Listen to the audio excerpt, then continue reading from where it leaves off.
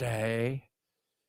So, you know, I it's odd. I got some pushback from some people about the Trump Epstein stuff, which I'll be honest, the thought a couple years ago of this kind of crap was, he was a scummy dude and he's dead. So we're all moving on with our life. And, that was kind of it. And then the freak out by Trump. Once he got in and the promises from Kash Patel and Dan Bongino and all the people that they thought, well, these people are, they're pushing for this. And then the opportunity for it to come out, Pam Bondi with the BS that was going on. It is the Streisand effect. We were talking about it earlier. The more that they say don't look, the more that people are going to look. And if you don't know the Streisand effect, she got upset by people filming her house one day and then talked about the fact that she was so angry about people filming her house, then everybody wanted to find out where her house was. And it's this kind of thing that's going on. And I've said it yesterday, I'll say it again. Do I think that Trump was involved in any of the diddling and stuff? No, I said that. And I've been pretty consistent on that.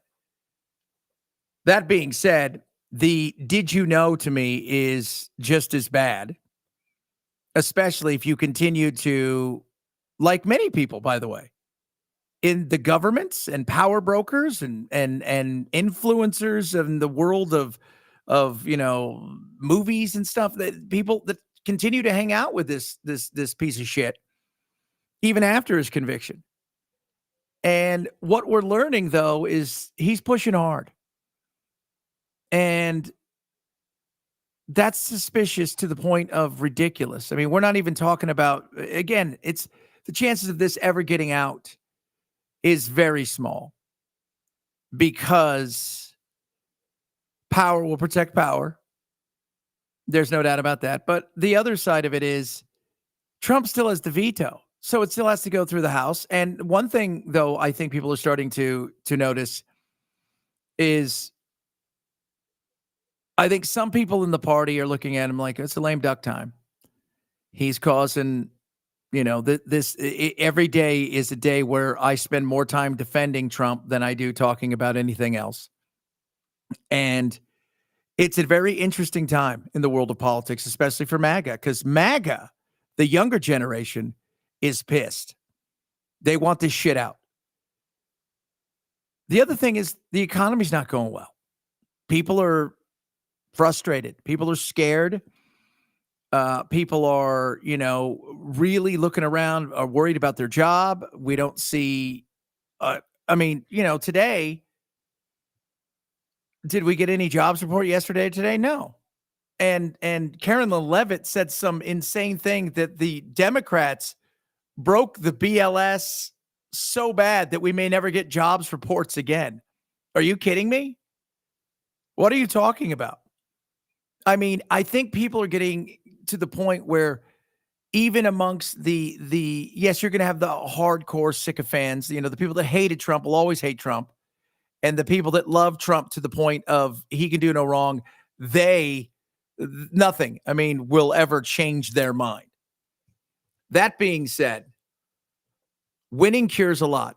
But when, go and look at sports teams, man, you find out years later that the team couldn't stand each other, but they kept winning on the field. So nobody worried. But the minute there's some cracks, stuff starts to get out. And the Lauren Boebert thing was very interesting. She got called to the Situation Room. You got the FBI director, I think, was there. I mean, you had a show of force there. And, she said, no, I'm not going to back down, which was, like her or hate her, the balls enough, if you will, to stand there and say that to the president. I thought was, it's pretty damn cool. But then she's now saying, well, now that you're pushing back so hard, I'm not only am I digging in, I'm starting to think there's a lot more there. So there is so much going on here when it comes to this. And I always tell everybody, not that I think this is a Watergate scenario, but you never know. Go look at Watergate. Watergate started as a trickle that nobody paid attention to. and then bloomed into something much bigger. And does this have that potential? Maybe, maybe not. Do I think that Trump was involved? Again, as I've said earlier, and I'll say it again, as far as doing any of the things that, Epstein did. And Epstein, by the way, in some of these emails and the way that these emails were released. So you had two yesterday. You had the emails from the family, the estate that came out that were pretty damning. And then you had the 20,000 emails that the Republicans just kind of threw out there and go search them. Well, you really can't. They're in like a file. You got to take them. It's not like you can just search all of this stuff, even throw it into a chat GPT or something like that. Say search. But they did it to flood it. Let's just flood it. So I think that I think there's there because the way that you're hiding something, the way that you pushed this before you became president, the way that your vice president, your two FBI director and assistant director pushed this, the way that all of this stuff happened, Pam Bondi, all of this, and now it's all a Democrat hoax. It's all made up. It's all of the things. I think more and more people are having trouble with it. And you watch, I don't care what, everybody in the reason that Republicans are afraid of Trump is the fact that he is a kingmaker. And he can crush your soul in a heartbeat when it comes to your reelection campaign, things of that nature. So that's a big issue. Let's be. That being said, as much as people are afraid of him, if he becomes more of a anchor than a potential sail in a situation, you watch what happens. Because Congress people and senators, I think we know this, self-preservation, it's what matters to them. They're about preserving their self. Hence the reason why in so many occasions, no matter what Trump says, they all go along with it because they're terrified of it and none of them have any balls, even if they disagree with it.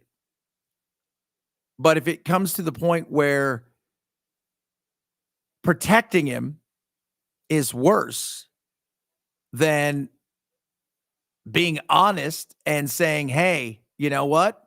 This isn't going well. You watch what happens. I mean, they're already talking about next week when it gets to the floor that you may see anywhere between 50 and 100 Republicans vote for it. Now, it's going to go to the Senate, and they may never take it up. And even if they do, because that pressure is going to be there, what's going to end up happening eventually is even if they do pass it, it's going to go to Trump, and he'll veto it. And they're not going to. I mean, it would be. I think it'd be hard for them to get, 66.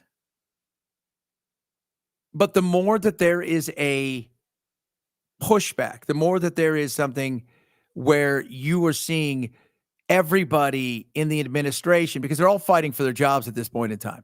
They're all realize if there is some there, not only are they going to be part of what will be the shit show and who knows what comes from it, but there's also going to be a situation where they're going to get the stink on them and they're going to be in, and this goes for Congress people as well.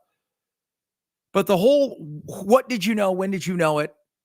I mean, I think we know because he's lied about how long their relationship was, when they saw each other, he's lied about so many things. And as we said last night, and I'll say it again, man, when you lying, you got to remember the lie. You got to remember the details. You got to remember all the stuff. You don't have to remember the truth. It's just the truth. So this isn't going anywhere. And I've said that. I've said that for a while. And the interesting part is going to be not just the vote and how many people Republicans decide, yeah, we're going to vote for it, but also what happens when it gets to the Senate. And if Thune just ignores it, how loud will people get on both sides of the aisle? I'm talking about voters in the push for them to absolutely get it passed. And then from there, Trump vetoes it. You ask your question, why are you vetoing something that you said you wanted out, that your vice president said you wanted out, that the FBI director said you wanted out, that the assistant FBI director said they wanted out, and all of these cover-ups, including Pam Bondi, who said, I have a list. There is no list. He didn't kill himself. We all know he didn't kill himself. Wait, he absolutely did. He never trafficked kids except for the part where he did. And then you've got, I mean, it's just, If this was any other situation, it was your husband and your wife, and they were sending emails and they had text messages and all of these things, and you got curious and they said, I'd like to see what's on your phone. You said you were going to be transparent, and they decided that they were going to break their phone and throw it and delete all of their emails. You would probably be a little suspicious. And I'm telling you guys this too. If we struggle and we go into a recession and the pressure gets louder and the noise gets louder and people get frustrated, you watch what happens. It'll start to break apart rather quickly. And I don't want us to go into a recession, and I don't want to think for a second that he did anything wrong, but I'm not a fool. And I think he knew a lot more, and I think we're pretty much seeing that. And on top of that, I think you're starting to see some people get a little nervous that they may have to start actually thinking, I might have to vote for this thing because there is some issues here, and I don't want to get caught up in the stink.